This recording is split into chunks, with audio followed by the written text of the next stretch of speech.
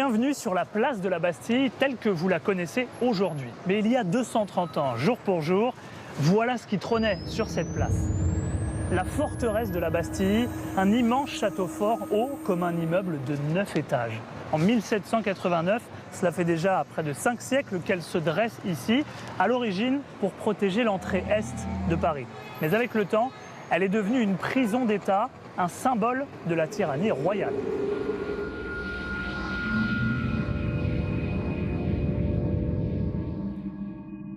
À l'intérieur, au fil des siècles, des milliers de prisonniers y sont enfermés sans passer par la case tribunal. Des criminels, des opposants politiques ou des personnalités jugées trop critiques vis-à-vis du roi. Parmi ces embastillés, certains visages connus, comme l'écrivain Voltaire ou le marquis de Sade, ont été enfermés entre ces murs bien avant la Révolution.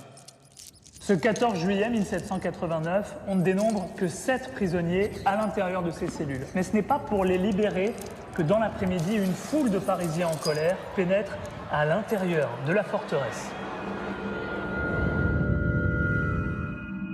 Le voici, le vrai trésor de la Bastille.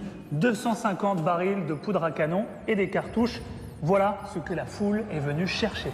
Car le matin même, ils ont déjà récupéré plus de 30 000 fusils aux Invalides et ils comptent bien s'en servir. En début de soirée, les émeutiers pénètrent dans ces salles et se saisissent des stocks de poudre. Ils s'en serviront 3 mois plus tard pour aller chercher le roi à Versailles. La forteresse, elle, sera détruite pierre par pierre. Il faudra 2 ans pour la faire disparaître.